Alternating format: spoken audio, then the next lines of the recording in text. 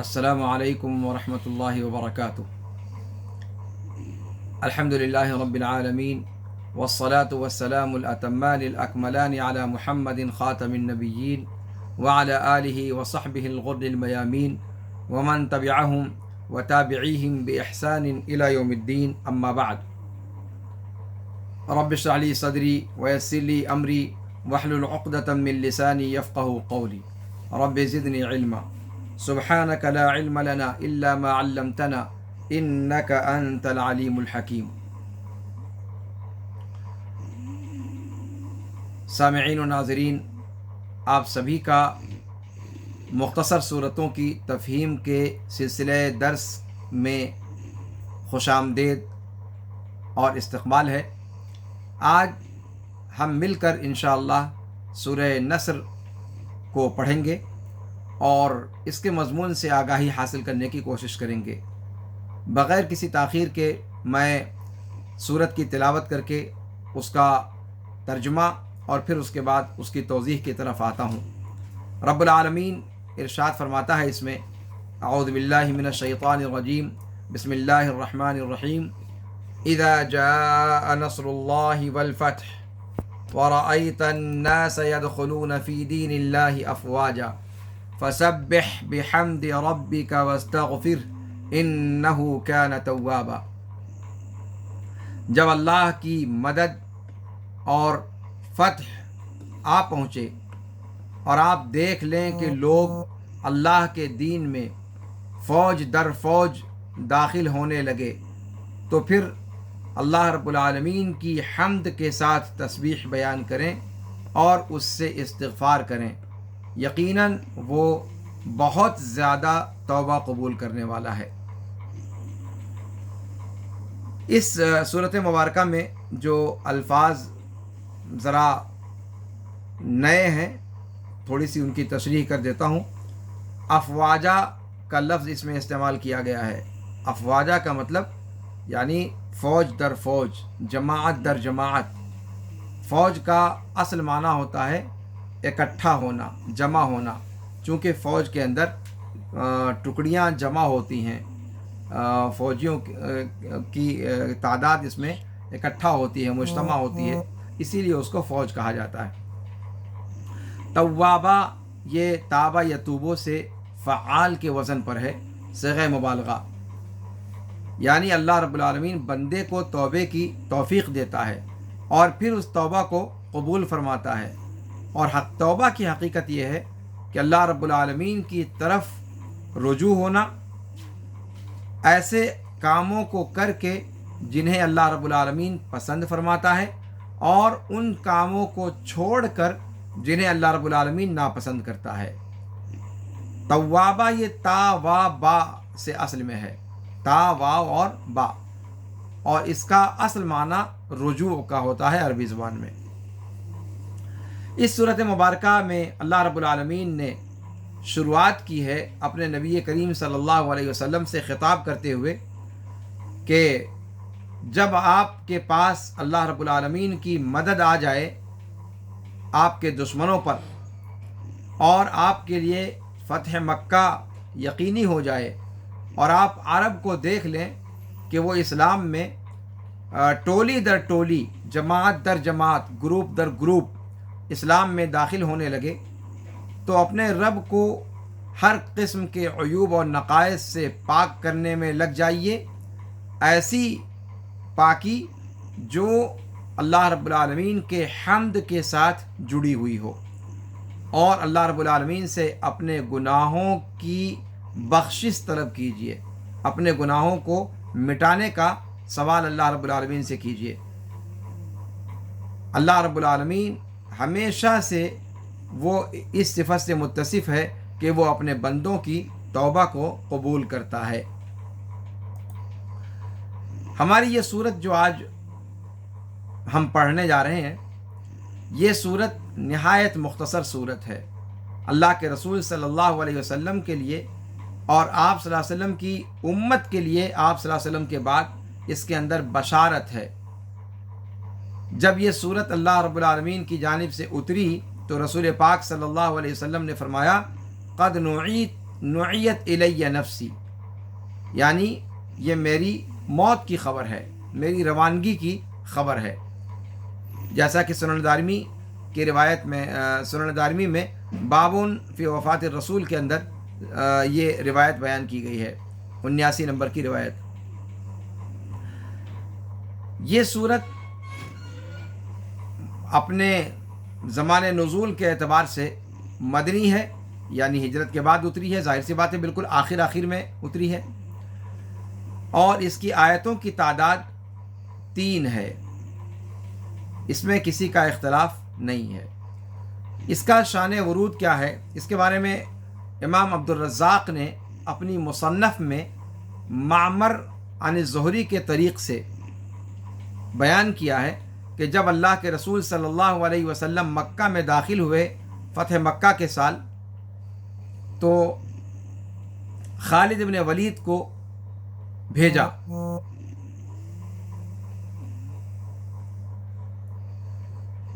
تو انہوں نے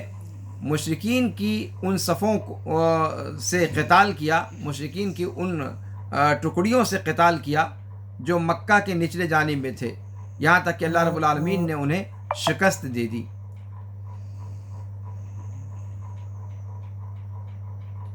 پھر ان کے اسلحوں کے بارے میں حکم دیا گیا تو انہیں اٹھا لیا گیا، تو وہ لوگ اللہ کے دین میں داخل ہو گئے، تو اللہ رب العالمین نے یہ صورت مبارکہ اتاری، اذا جاء نصر اللہ والفتح، یہاں تک کہ اس صورت کے اختتام تک کی آیت نازل ہوئی۔ یہ شان ورود میں مصنف عبدالرزاق میں ذکر کیا گیا ہے، عبدالرزاق کے حوالے سے اسباب النزول میں امام واحدی نے نقل کیا ہے۔ اس صورت کی فضیلت اور اس سلسلے میں کیا کوئی آثار ہیں، تو کہتے ہیں کہ صاحب عائشہ رضی اللہ تعالی عنہا وارضاہا سے مروی ہے، کہتے ہیں کہ وہ کہتی ہیں کہ اللہ کے رسول صلی اللہ علیہ وسلم نے اس صورت کے نازل ہو جانے کے بعد کوئی نماز نہیں پڑھی مگر اس میں آپ صلی اللہ علیہ وسلم فرماتے تھے سبحانک ربنا وبحمدک اللہم اغفر لی، یعنی اس صورت میں نازل شدہ آیت کی تعویل کرتے ہوئے، چونکہ اس میں اللہ رب العالمین نے آپ صلی اللہ علیہ وسلم کو حکم دیا ہے کہ فسبح بحمد ربک واستغفر، تو چونکہ تسبیح کا، تحمید کا اور استغفار کا حکم دیا، تو ان تینوں چیزوں کو اللہ کے رسول صلی اللہ علیہ وسلم اپنے الفاظ میں ڈھال کر ان تینوں چیزوں کو آپ نے شروع کر دیا، اور اذا جاء نصر اللہ کے نازل ہونے کے بعد کوئی نماز آپ نے ایسی نہیں پڑھی جس میں یہ تینوں چیزیں آپ نے اللہ رب العالمین سے مانگنا شروع نہ کر دیا ہو۔ تو آپ ان تینوں کو کیسے مانگتے تھے؟ اس صیغے سے کہ سبحانک ربنا، سبحانک ربنا، سب سے پہلے تسبیح، فسبح، تسبیح کا تذکرہ پہلے، پھر فسبح بحمد ربک، نمبر 2 پہ حمد کا، تو آپ کہتے تھے سبحانک ربنا وبحمدک، اور پھر اس کے بعد آیت میں کیا کہا گیا؟ فسبح بحمد ربک 2 ہو گیا، واستغفر تیسری چیز، تو اس کی تعویل کرتے ہوئے آپ کہتے تھے، اس کو اپنے الفاظ میں ڈھالتے ہوئے آپ کہتے تھے اللہم اغفر لی، تو گویا فسبح بحمد ربک واستغفر، ان تینوں کو تسبیح، تحمید اور استغفار، اس کو آپ صلی اللہ علیہ وسلم نے اپنی نماز کا ایک جزو بنا لیا جب سے یہ صورت مبارکہ نازل ہوئی، یہ عائشہ رضی اللہ تعالی عنہ فرماتی ہیں، اور یہ روایت صحیح بخاری کی ہے۔ امام بخاری رحمہ اللہ نے اذا جاء نصر اللہ کا جو باب قائم کیا ہے، 4967 نمبر کی روایت ہے، اس میں امام بخاری اس کو لے کر کے آئے۔ عائشہ رضی اللہ تعالی عنہ ہی سے ایک اور روایت ہے کہ آپ صلی اللہ علیہ وسلم اپنی وفات سے پہلے بکثرت کہا کرتے تھے سبحانک وبحمدک استغفرک واتوب الیک، سبحانک وبحمدک استغفرک واتوب الیک، یعنی اللہ رب العالمین کی تسبیح بیان کرتے تھے، اللہ رب العالمین کی تحمید بیان کرتے تھے، اللہ رب العالمین سے استغفار کرتے تھے، اللہ رب العالمین سے توبہ کرتے تھے، 4 چیزیں۔ اب آپ کے ذہن میں ایک چیز آتی ہوگی کہ صاحب آیت میں تو صرف 3 چیزوں کا ذکر ہے، تسبیح کا، تحمید کا، استغفار کا، پھر یہ توبہ کا ذکر کہاں سے آ گیا؟ اس کی تفصیل میں آگے انشاءاللہ بھی ذکر کرتا ہوں کہ کہاں سے توبہ کا مضمون اس کے اندر آتا ہے۔ تو عائشہ رضی اللہ تعالیٰ عنہ فرماتی ہیں کہ آپ صلی اللہ علیہ وسلم اپنی وفات سے پہلے بکثرت سبحانک و بحمدک استغفرک و اتوب الیک پڑھنے لگے تھے۔ تو عائشہ رضی اللہ تعالیٰ عنہ فرماتی ہیں کہ میں نے اللہ کے رسول صلی اللہ علیہ وسلم سے پوچھا کہ اے اللہ کے رسول، یہ کلمات کیا ہیں جن کو میں دیکھتی ہوں کہ آپ بکثرت پڑھتے ہیں؟ عائشہ رضی اللہ تعالیٰ عنہ ایسا نہیں کہ اس کے مطلب کو پوچھ رہی تھی، مطلب تو انہیں خوب پتہ تھا، لیکن اچانک آپ صلی اللہ علیہ وسلم نے ان کو جو اپنا ورد زبان بنا لیا تھا اور بکثرت پڑھنے لگے تھے، تو عائشہ رضی اللہ تعالیٰ عنہ خیر کی حریص تھیں۔ ان کے ذہن میں سوال آیا کہ آپ صلی اللہ علیہ وسلم نے اس ورد کو خاص طور پر اتنی کثرت سے پڑھنا شروع کیا، کیا کوئی خاص بات تو نہیں اس کے اندر؟ تو آپ صلی اللہ علیہ وسلم نے فرمایا کہ میرے لیے ایک نشانی بنائی گئی ہے میری امت کے اندر کہ جب میں اسے دیکھ لوں تو اسے بکثرت پڑھنے لگوں۔ اور اس کے بعد اذا جاء نصر اللہ والفتح آپ نے پوری صورت تلاوت فرمائی۔ یہ روایت صحیح مسلم کی ہے اور امام مسلم نے اسے باب ما یقال فی الرکوع والسجود میں نقل کیا ہے، 484 نمبر کی حدیث ہے۔ یعنی ظاہر سی بات ہے تبویب تو امام مسلم کی نہیں ہے امام مسلم کے یہاں، لیکن نووی کی جو تبویب ہے اس میں یہ روایت باب ما یقال فی الرکوع والسجود کے اندر ہے۔ جی، اسی طریقے سے عبید اللہ ابن عبداللہ ابن عتبہ کہتے ہیں کہ مجھ سے ابن عباس نے کہا کہ کیا تم جانتے ہو آخری صورت قرآن کی کون سے نازل ہوئی، کون سی آخری صورت نازل ہوئی؟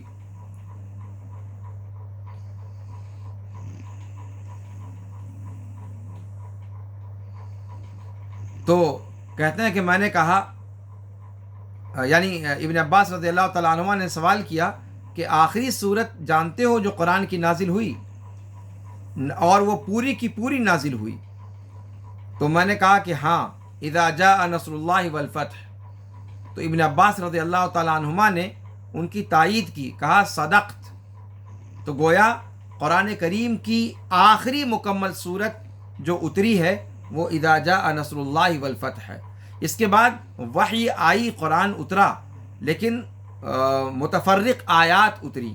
مکمل صورت یہ آخری صورت ہے جو اللہ رب العالمین کی جانب سے نازل ہوئی اللہ کے رسول صلی اللہ علیہ وسلم پر۔ ابن عباس رضی اللہ تعالیٰ عنہما و ارضاہما سے ہی ایک اور واقعہ مروی ہے۔ کہتے ہیں کہ عمر بن الخطاب رضی اللہ تعالیٰ عنہ و ارضاہ مجھے بدر کے معمر افراد کے ساتھ داخل کرتے تھے، یعنی بدر کے جو بدری صحابہ کرام تھے، جو جلالت قدر میں، عظمت شان میں، صحابہ میں ایک خاص مقام رکھتے تھے اور ان کی ایک عظمت تھی، ان کا ایک فضل اور مقام تھا۔ تو ابن عباس رضی اللہ تعالیٰ عنہ فرماتے ہیں کہ عمر بن الخطاب رضی اللہ تعالیٰ عنہ، اور یہ آپ جانتے ہیں کہ عبداللہ بن عباس رضی اللہ تعالیٰ عنہما وارضاہما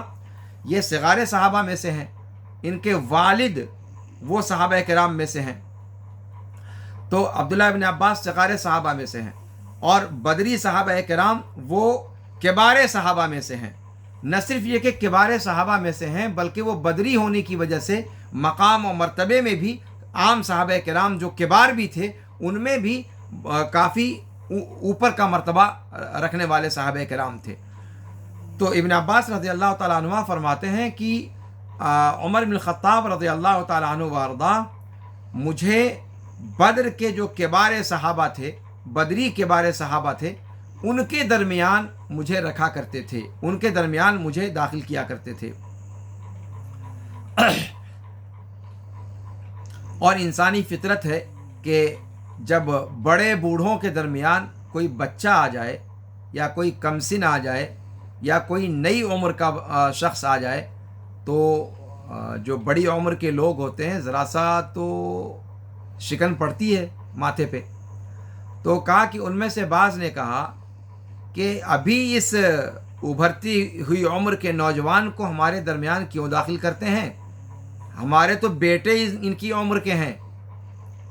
ہمارے تو بیٹے ان کی عمر کے ہیں.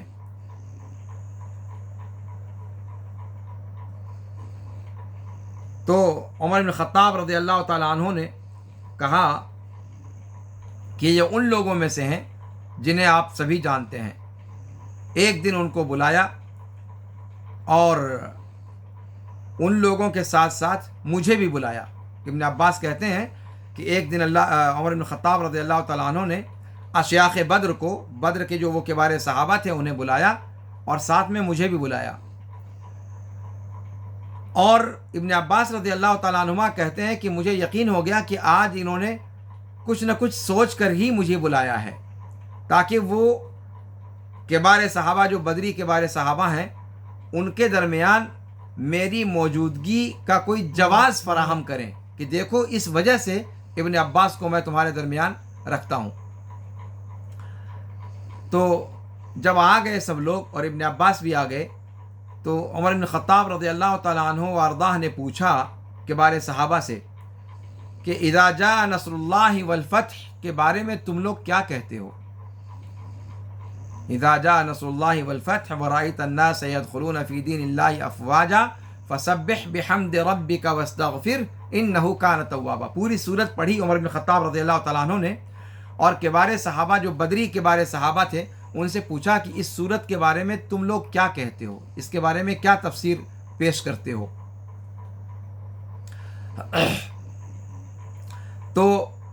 بعض کبار صحابہ نے ان میں سے کہا کہ اللہ رب العالمین ہمیں حکم دے رہا ہے کہ ہم اس کی حمد بیان کریں، ہم اس سے استغفار کریں جب ہمیں وہ مدد جب ہماری مدد کر دے اور جب ہمیں فتح نصیب کر دے. اور ان میں سے بعض نے کہا لا ندری، ہمیں نہیں پتہ کہ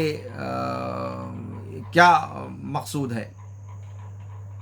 یا پھر بعض کبار صحابہ جو تھے بدری کبار صحابہ انہوں نے کچھ بھی نہیں جواب دیا. تو عمر بن خطاب رضی اللہ تعالیٰ عنہ وارضاہ جب کبار صحابہ سے گفتگو فرما چکے، ابن عباس کہتے ہیں میں خاموش بیٹھا رہا. اور یہ سلیقہ دیکھیے کہ آداب طالب العلم کہ انسان بڑوں کی صحبت میں کس طرح سے مؤدب رہتا ہے. فوراً ٹپک نہیں پڑے کہ ارے ان سے کیا پوچھتے ہیں، میں بتاتا ہوں. اور آج کے جو نوجوان ہوتے ہیں ان کے ہاں یہی برائی ہو جاتی ہے کہ یہ نہیں دیکھتے کہ موقع اور محل کیا ہے، ٹپک پڑتے ہیں بیچ میں، اور یہ آداب کے خلاف ہے. وہاں جب بڑے لوگ ساتھ میں ہوں تو پہلے بڑوں کو موقع دیا جانا چاہیے، اور بڑوں سے اگر وہ چیز نہیں آ پاتی ہے سامنے پھر چھوٹے کو ادب کے ساتھ سامنے ذکر کرنا چاہیے. ابن عباس رضی اللہ تعالیٰ عنہما وارضاہما وہ خاموش بیٹھے رہے جب تک کبار صحابہ سے گفتگو چلتی رہی. بعض نے کوئی جواب نہیں دیا، بعض نے کہا کہ ہم نہیں جانتے، بعض نے اس کا ایک عام مفہوم بیان کیا جو آپ کہہ سکتے ہیں کہ ترجمہ حرفیہ، یعنی جو آیت میں کہا گیا اسی کو انہوں نے بیان کر دیا کہ اللہ نے ہمیں حکم دیا ہے کہ ہم اس کی حمد بیان کریں، اس سے استغفار کریں. کب استغفار اور حمد کریں؟ جب ہمیں مدد اللہ رب العالمین نصیب فرمائے اور ہمیں فتح نصیب فرمائے. تو یہ جو معنی بتایا یہ ایک عام سا مضمون ہے، اور میں بھی جو آپ کے سامنے میں نے ترجمہ کیا وہی اگر کر کے گزر جاؤں تو پھر یہ اس صورت کا حق ادا نہ ہوا، اس لیے کہ یہ صورت قرآن کریم کی آخری مکمل صورت ہے جو نازل ہوئی ہے، اور اتنا سامنے کا مفہوم اس سے مراد نہیں ہے. اس کی گہرائی میں کچھ اور مفاہیم اور کچھ اور حکمتیں ہیں جن کو توجہ دینے کی ضرورت ہے. تو عمر بن خطاب رضی اللہ تعالیٰ عنہ نے جب کبار صحابہ نے کوئی جو جس جواب کے وہ متمنی تھے اس طرح کا جواب کسی نے نہیں دیا، تو عمر بن خطاب رضی اللہ تعالیٰ عنہ، ابن عباس کہتے ہیں کہ تب عمر بن خطاب رضی اللہ تعالیٰ عنہ نے مجھ سے کہا یا ابن عباس اکذاک تقول، کہ اے ابن عباس، اے چھوٹے شہزادے، کیا تم بھی ایسے ہی کہتے ہو جیسے یہ کبار صحابہ کہہ رہے ہیں؟ قلت لا، ابن عباس کہتے ہیں کہ میں نے کہا نہیں نہیں نہیں، میرا یہ جواب نہیں ہے۔ عمر بن خطاب رضی اللہ تعالیٰ عنہ نے پوچھا پھر آپ کیا کہتے ہو، پھر تم کیا کہتے ہو؟ ابن عباس رضی اللہ تعالیٰ عنہ نے فرمایا کہ یہ صورت مبارکہ مضمون اس کا کیا ہے، اس سے قطع نظر یہ آپ صلی اللہ علیہ وسلم کی وفات کی خبر ہے۔ یہ صورت مبارکہ یہ اللہ کے رسول صلی اللہ علیہ وسلم کو اس بات سے آگاہ کرنا ہے کہ اے نبی صلی اللہ علیہ وسلم، اب آپ کی بساط لپیٹنے کا وقت آ چکا ہے، اب آپ اپنی ذمہ داریاں ادا کر چکے ہیں، اب آگے کی ذمہ داریاں آپ کی امت کو سنبھالنی ہے، آپ اپنی ذمہ داریوں کو اب اپنی امت کو ہینڈ اوور کرنے والے ہیں، اور اب آپ اپنی ذمہ داریوں سے فارغ ہو چکے ہیں، اور ذمہ داری جب فارغ ہو گئے اپنی ذمہ داری سے تو پھر اب آپ کا وقت موعود آن پہنچا ہے مجھ سے ملاقات کا۔ تو ابن عباس نے کہا رضی اللہ عنہما وارضاہما کہ ہوا اجل رسول اللہ صلی اللہ علیہ وسلم۔ دیکھیں آپ ابن عباس رضی اللہ عنہما کی فہم کا اندازہ لگائیں، کتنے مختصر لفظوں میں، کوئی طول طویل جملہ نہیں۔ ابن عباس نے عمر بن خطاب کا سوال کیا تھا؟ عمر بن خطاب کا سوال یہ تھا کہ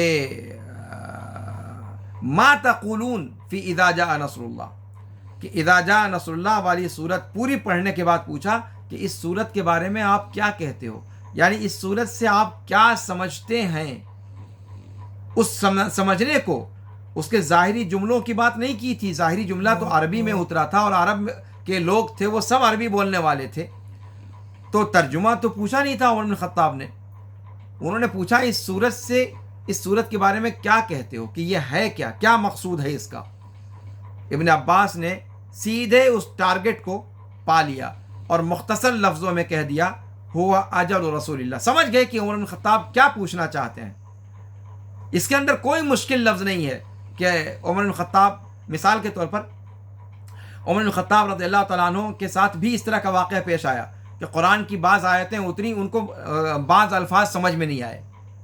ایک مرتبہ انہوں نے کہا کہ صاحب قرآن میں جو الفاظ ہیں وہ تو مجھے سمجھ میں آ جاتے ہیں، قرآن کی آیتیں پلے پڑ جاتی ہیں، پر ایک چیز پلے نہیں پڑی۔ سورہ عبس میں اللہ نے کہا وَفَاكِهَةً وَأَبًّا، کہا کہ فاکہہ تو میں جانتا ہوں، پر یہ ابا کیا چیز ہے؟ تو وہاں مسئلہ دوسرا تھا، وہاں مسئلہ یہ تھا کہ گویا اس لفظ کا معنی وہ جاننا چاہتے تھے۔ اور اس طرح کے کئی الفاظ ہیں جو صحابہ کرام سے واقعات ملتے ہیں کہ وہ الفاظ نہیں سمجھ پائے۔ بعض صحابہ وَحَنَانًا مِن لَدُنَّا وَزَكَاةً وَكَانَ تَقِيًّا، حنانہ کا معنی نہیں جان پاتے تھے، سورہ مریم کے اندر جو آیا لفظ۔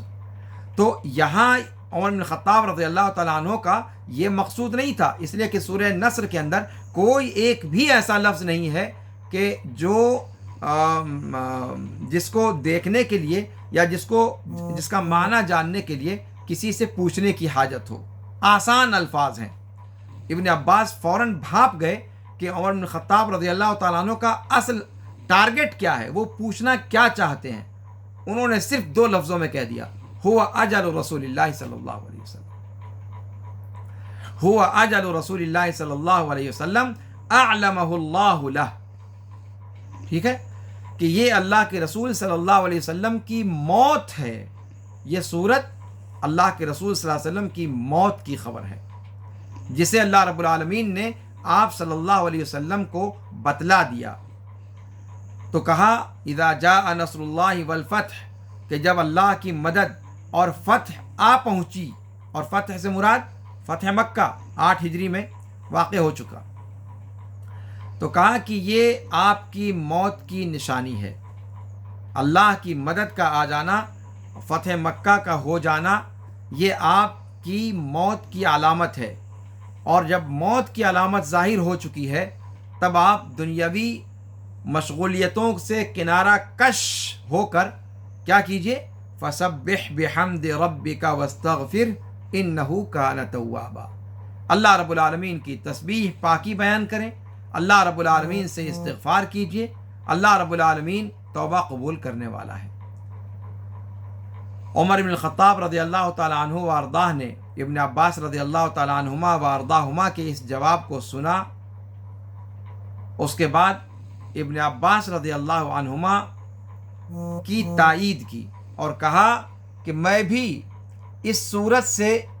وہی سمجھا ہوں جو تم سمجھے ہو، اور یہاں ابن عباس رضی اللہ تعالیٰ عنہما کے علمی مقام اور مرتبہ اور ان کی فہم و فراست کی گواہی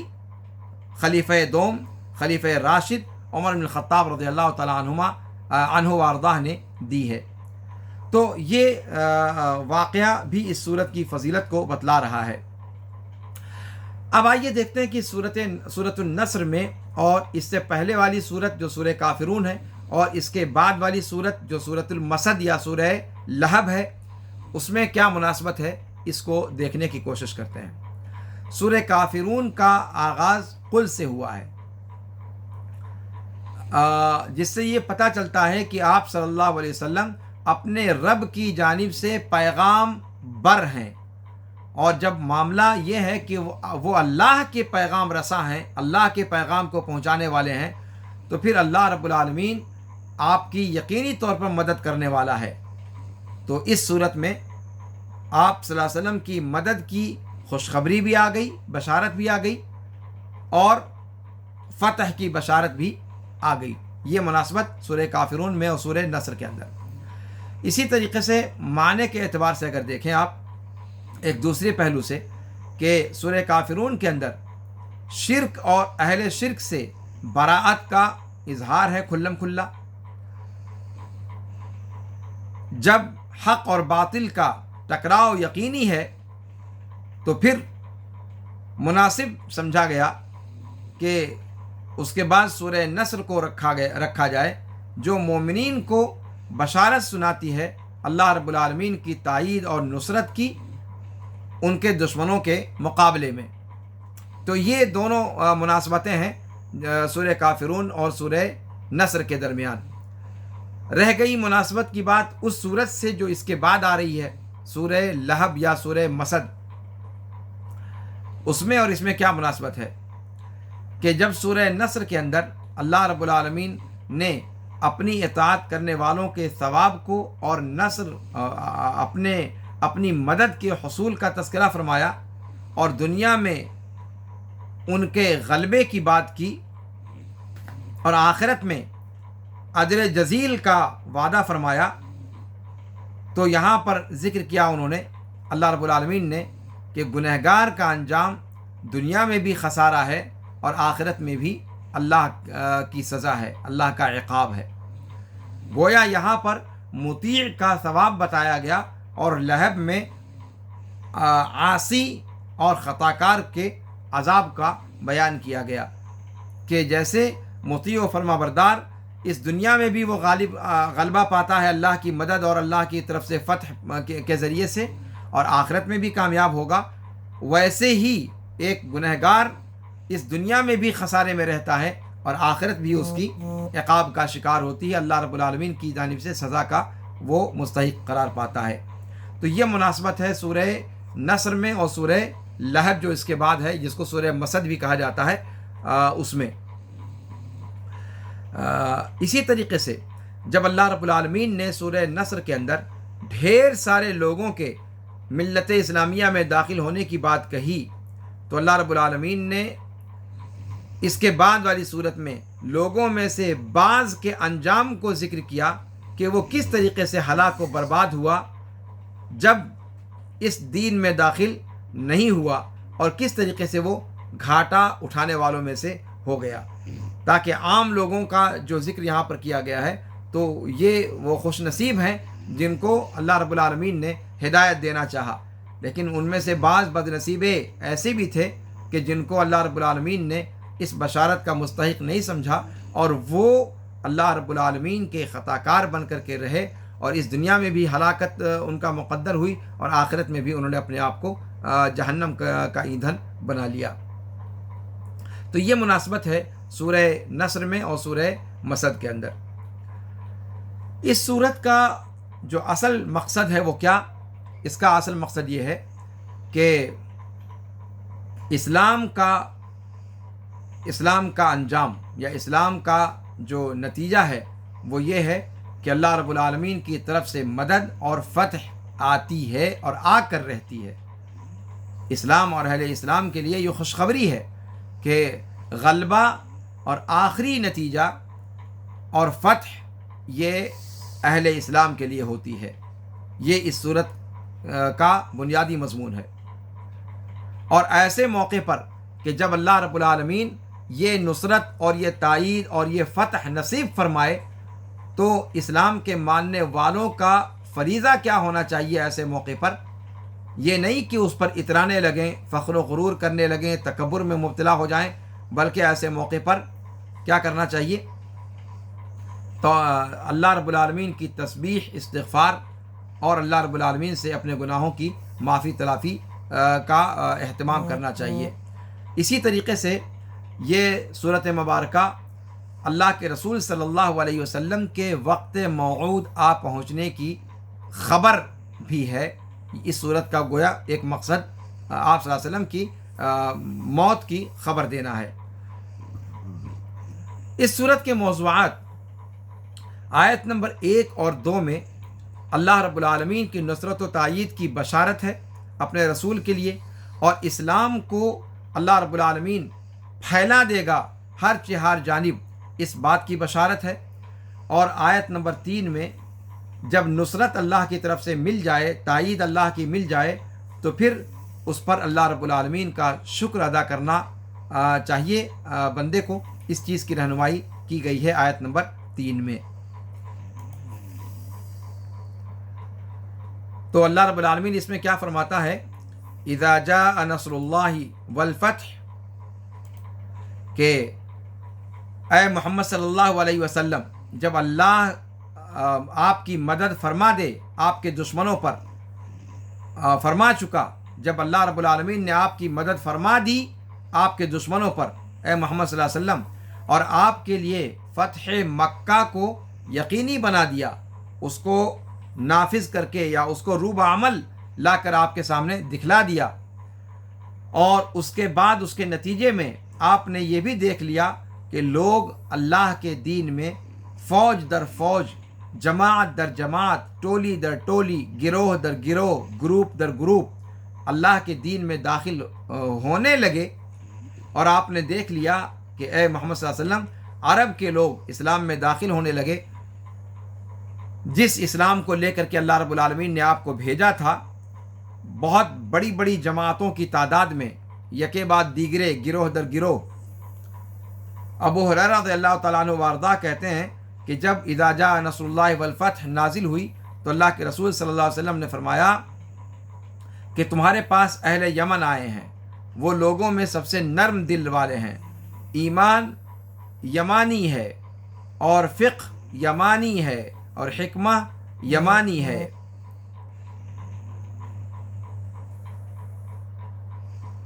یہ اذا جاء نصر اللہ والفتح کے نازل ہونے کے بعد ابو ہریرہ رضی اللہ تعالیٰ عنہ فرماتے ہیں کہ آپ صلی اللہ علیہ وسلم نے فرمایا، گویا اس کے اندر اشارہ ہے فوج در فوج لوگوں کے اسلام میں داخل ہونے کی طرف۔ اس کے بعد اللہ نے فرمایا فسبح بحمد ربک واستغفر انہ کان توابا۔ اے محمد صلی اللہ علیہ وسلم، یعنی اے محمد صلی اللہ علیہ وسلم اپنے رب کو ہر قسم کے نقائص اور عیوب سے پاک قرار دیں، ایسی پاکی بیان کریں اللہ کی کہ جو اس کی حمد کے ساتھ جڑی ہوئی ہے۔ اور حمد کیا ہے؟ اللہ رب العالمین کو صفات کمال سے یاد کرنا، اس کی محبت اور تعظیم کے ساتھ، اور پھر اس کے بعد تسبیح اور تحمید کے بعد کیا کریں؟ واستغفر، یعنی اپنے گناہوں کو مٹانے کا اللہ رب العالمین سے سوال کریں، اپنے گناہوں کی بخشش کا اللہ رب العالمین سے سوال کریں۔ عائشہ رضی اللہ تعالیٰ عنہ کی روایت اس سے پہلے گزر چکی کہ کیسے اللہ کے رسول صلی اللہ علیہ وسلم نے اس آیت پر یا اس حکم پر عمل کرتے ہوئے آپ صلی اللہ علیہ وسلم نے سبحان اللہ و بحمدہ استغفر اللہ و اتوب الیہ کہنا شروع کر دیا تھا اپنی نمازوں کے اندر اور نمازوں کے علاوہ اوقات میں بھی. اسی طرح سبحانک اللہم ربنا و بحمدک اللہم اغفر لی آپ صلی اللہ علیہ وسلم فرمانے لگے تھے.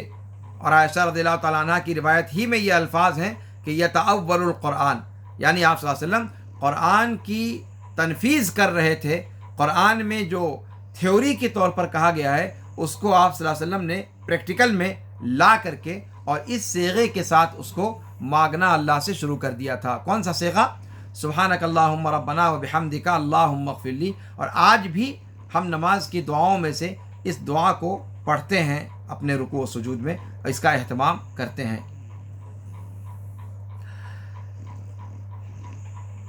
عمر رضی اللہ ابن عباس رضی اللہ تعالیٰ عنہما کا واقعہ بھی آپ کے سامنے میں نے پیش کیا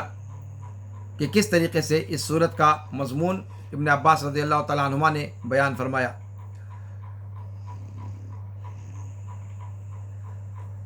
جب اللہ رب العالمین نے یہاں اس صورت کے آخر میں یہ فرمایا کہ فسبح بحمد ربک واستغفر، اس سے کیا ہمیں سبق ملتا ہے کہ جتنے بھی فضیلت والے کام ہیں جب وہ ختم کیے جائیں تو انہیں استغفار کے ساتھ ختم کیا جائے. جیسے نماز ہے، حج ہے، یا اس جیسے اور عظیم الشان عبادتوں کے کام ہیں، تو ان سارے کاموں کے اندر جب ان کاموں کی تکمیل ہو جائے، نماز پڑھ رہے ہیں آپ جب نماز کو ختم کرنے لگیں تو آخر میں استغفار ہے. اللہم انی ظلمت نفسی ظلما کثیرا ولا یغفر الذنوب الا انت فاغفر لی مغفرۃ من عندک وارحمنی انک انت الغفور الرحیم. بالکل آخر میں، جس کے بعد آپ سلام پھیر دیتے ہیں. دیکھیں نا، نماز کے اندر آخر میں استغفار اور تسبیح کا ذکر آیا. حج کے اندر یہی معاملہ ہے. اور اللہ رب العالمین کا اپنے رسول صلی اللہ علیہ وسلم کو حمد کا، استغفار کا اس حالت میں حکم دینا، یہ اشارہ تھا اس بات کا کہ آپ صلی اللہ علیہ وسلم کا وقت موعود قریب آ پہنچا ہے. لہذا آپ صلی اللہ علیہ وسلم جب اپنی ذمہ داری سے فارغ ہوئے اور اپنی ذمہ داری کو ختم کر چکے تو یہ ایک عظیم کام تھا جو اللہ رب العالمین نے جو مشن دیا تھا آپ نے اس ٹارگٹ کو پا لیا، آپ نے اس مشن کو کمپلیٹ کر دیا. اور جب مشن کمپلیٹ ہو گیا تو اس کے کمپلیٹ ہونے کی آخر کی نشانی کیا ہونی چاہیے؟ تسبیح، تحمید اور استغفار. لہذا اے نبی صلی اللہ علیہ وسلم، اب آپ یکسو ہو کر تسبیح، تحمید اور استغفار بیان فرمائیں اور اپنے رب سے ملاقات کی تیاری کریں. اس لیے کہ جب ڈیوٹی پوری ہو گئی تو پھر اب آپ کو اس دنیا سے جانا ہوگا. ہر شخص اس دنیا کے اندر کسی ٹارگٹ کو لے کر بھیجا گیا ہے. یہ اور بات ہے کہ ہم اس ٹارگٹ کو سمجھیں یا اپنی نادانی میں، غفلت میں پڑے رہ جائیں پوری عمر.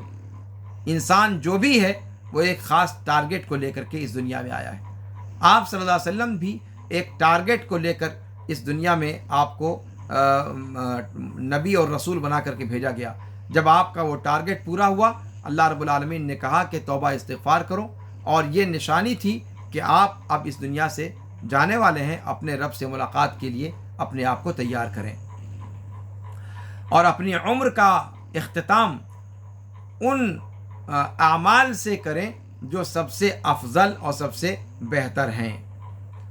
تو انسان کے اوپر واجب ہے، اس سے پتہ چلا کہ انسان کے اوپر واجب ہے کہ وہ اپنی آخری عمر میں خاص طور پر اللہ کی اطاعت اور بندگی کے کاموں پر خصوصی توجہ دینے لگے. خاص طور سے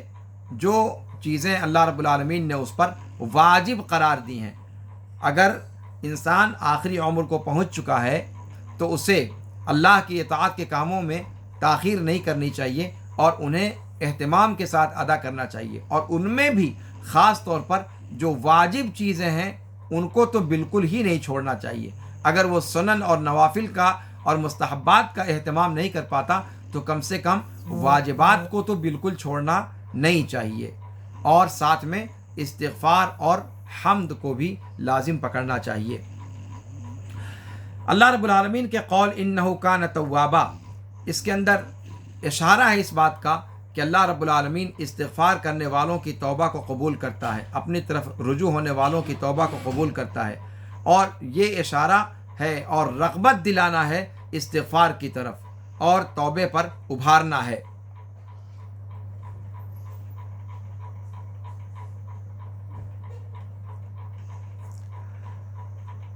اس صورت مبارکہ کے اندر اللہ رب العالمین کا یہ کہنا کہ اذا جاء نصر اللہ والفتح ورأیت الناس يدخلون فی دین اللہ افواجا فسبح بحمد ربک واستغفر انہ کان توابا، یہ ان واقعات کی خبر دینا ہے جو ابھی واقع نہیں ہوئے، یعنی غیب کی خبریں، تو یہ نبوت کی نشانیوں میں سے ایک نشانی ہے۔ اس کے اندر بہت ساری چیزیں تھیں جو ابھی واقع نہیں ہوئی تھی، اس کے بعد واقع ہوئیں، لیکن اس صورت میں اس کی طرف اشارہ ہے، اور یہ غیب کی چیز تھی جس وقت اس صورت میں انہیں بیان کیا گیا، اور یہ اللہ کے رسول صلی اللہ علیہ وسلم کی نبوت کی نشانیوں میں سے ایک نشانی ہے۔ اسی طریقے سے یہ صورت اللہ کے رسول صلی اللہ علیہ وسلم کی موت کا اعلامیہ تھا، اور یہ بہت دقیق فہم اور یہ بہت لطیف فہم ہے جو آپ صحابہ کرام کے درمیان پاتے ہیں۔ ابن عباس رضی اللہ تعالیٰ عنہما اور عمر بن الخطاب رضی اللہ تعالیٰ عنہ وارضا، یہ سارے لوگ سمجھ چکے تھے کہ یہ صورت کیا ہے۔ عام شخص اس کو نہیں سمجھ پاتا، لیکن جو فہم و ادراک رکھنے والے صحابہ تھے، فراست رکھنے والے صحابہ تھے، وہ سمجھ چکے تھے کہ یہ آپ صلی اللہ علیہ وسلم کی موت کی علامت ہے۔ اچھا، کمال یہ ہے کہ عمر بن الخطاب رضی اللہ تعالیٰ عنہ وارضا، لیکن ظاہر سی بات ہے ابن عباس رضی اللہ تعالیٰ عنہما کے سوال کے وقت انہوں نے کہا کہ میں بھی اسی مضمون کو جانتا ہوں، لیکن یہ مضمون اس وقت ان کے ذہن میں نہیں تھا جب اللہ کے رسول صلی اللہ علیہ وسلم حیات تھے، اس لیے کہ اگر یہ چیز ذہن میں رہتی تو آپ صلی اللہ علیہ وسلم کی وفات کے بعد عمر بن الخطاب رضی اللہ تعالیٰ عنہ کا جو رد عمل سامنے آیا تھا وہ شدید رد عمل تو کم از کم سامنے نہ آتا، شاید اس وقت ان کے ذہن میں وہ چیز نہ رہی ہو اس صورت کی روشنی میں۔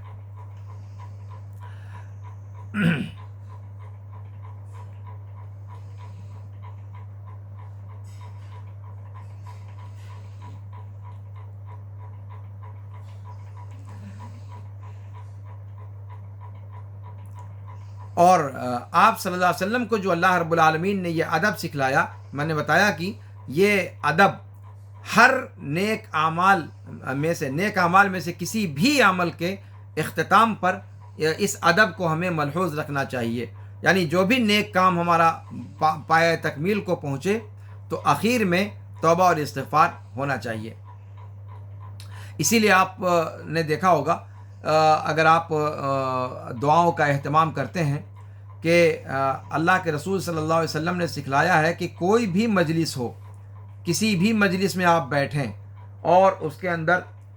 اچھی باتیں بھی آتی ہیں، بری باتیں بھی آتی ہیں،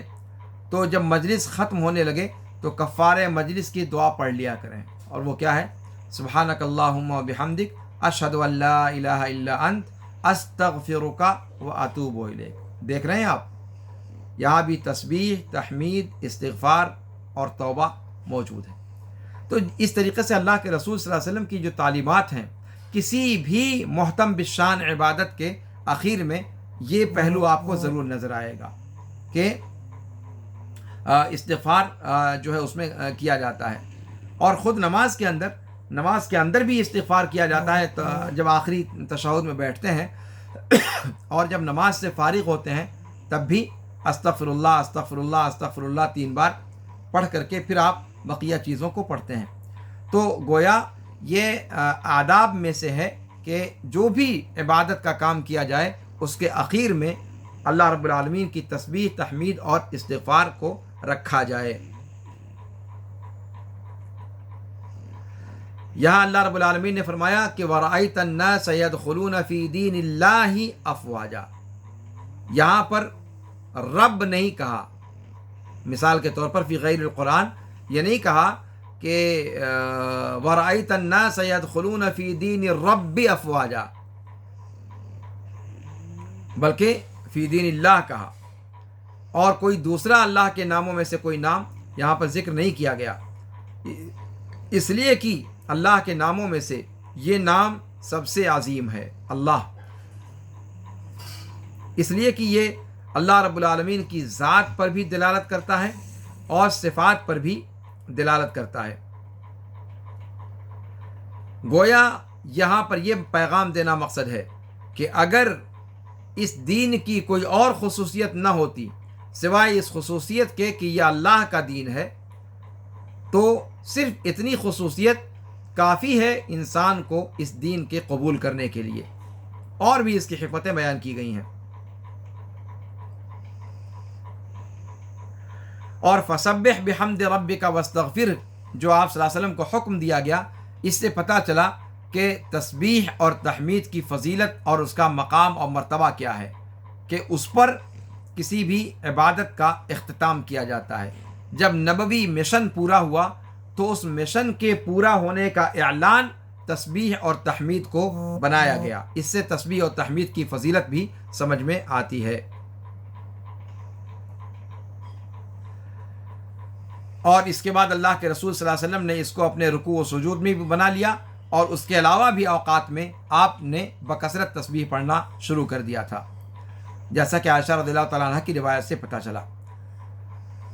یہاں پر جو اللہ رب العالمین نے فرمایا فسبح بحمد ربک، آپ اللہ رب العالمین کی پاکی بیان کریں، اللہ رب العالمین کو تمام عیوب و نقائص سے منزہ قرار دیں۔ بحمد ربک، بحمد ربک، بحمد میں با کس معنی کے لیے ہے؟ با کا کیا معنی ہے؟ با حرف جر ہے اور عربی میں کئی معنی کے لیے یہ آتا ہے، یہاں پر با مصاحبت کے لیے ہے، یعنی تسبیح کے ساتھ ساتھ یا حمد کے ساتھ ساتھ تسبیح کو بھی بیان کریں، یعنی با مصاحبت کے معنی میں ہے، یعنی ایسی تسبیح بیان کریں جس میں اللہ کی حمد بھی جڑی ہوئی ہو۔ ظاہر سی بات ہے تسبیح نفی ہے اور حمد اس بات ہے، اور آپ کو بار بار یہ ذکر کیا گیا آپ کے سامنے کہ شریعت نفی اور اس بات دونوں پلڑے کو برابر اور ایک متوازن درجہ دیتی ہے۔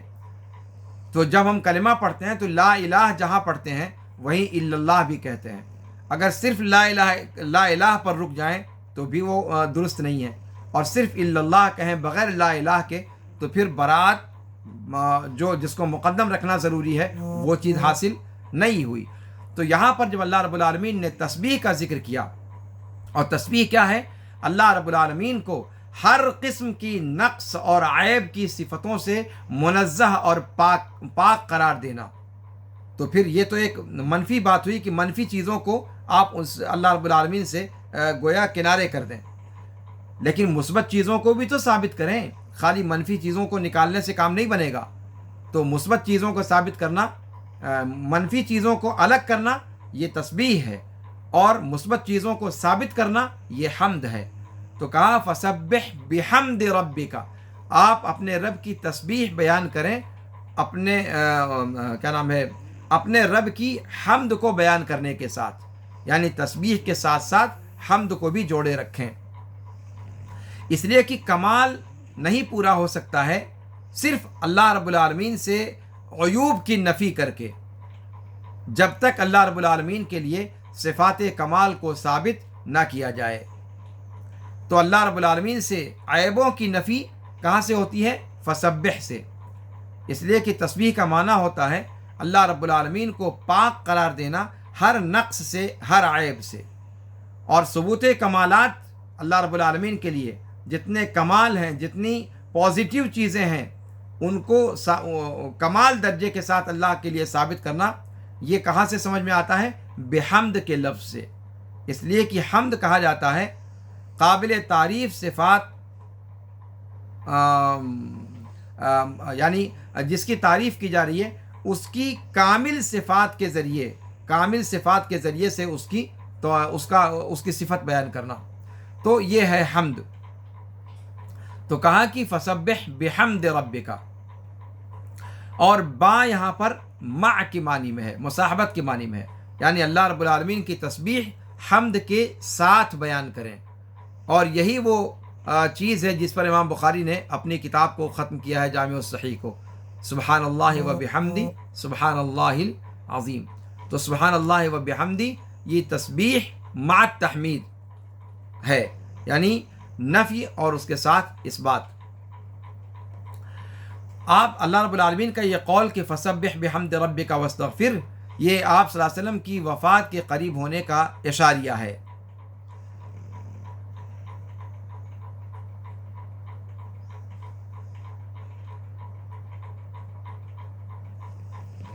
اور اس بات کا بھی احتمال ہے کہ اس میں اشارہ اس چیز کی طرف ہو کہ آپ کے زمانے میں فتوحات کا دائرہ اتنا نہیں بڑھ سکا جو قابل اطمینان ہو پورے طور پر، اس لیے کہ اس میں آپ صلی اللہ علیہ وسلم کا کوئی کردار نہیں تھا۔ اللہ رب العالمین نے آپ کی مدت اگر دراز کی ہوتی تو شاید وہ موقع آپ کو ملتا، لیکن وہ چیز آپ کے خلفائے راشدین نے کیا، اور خلافت راشدہ کے اندر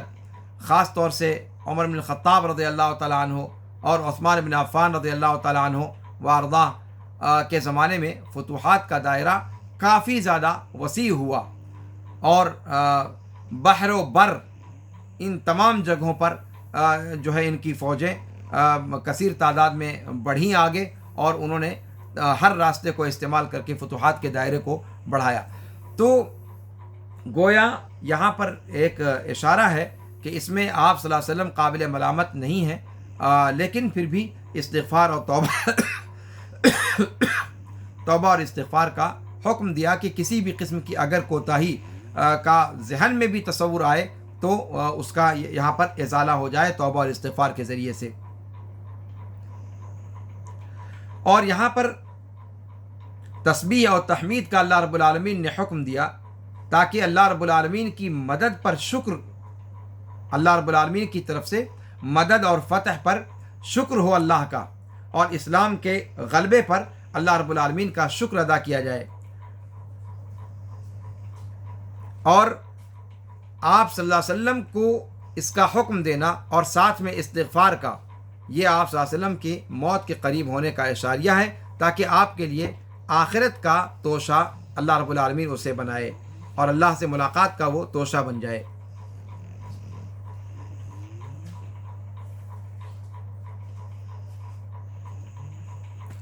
ایک چیز یہاں پر یہ بھی ہے کہ کیا اللہ رب العالمین کی تسبیح، تحمید اور استغفار یہ کسی کام کے آخر ہی میں کہا جائے گا؟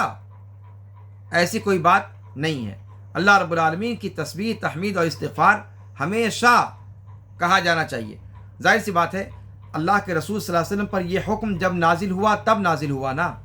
لیکن استغفار کا معاملہ آپ کے ساتھ کیا تھا؟ آپ صلی اللہ علیہ وسلم اس سے پہلے ہی دن میں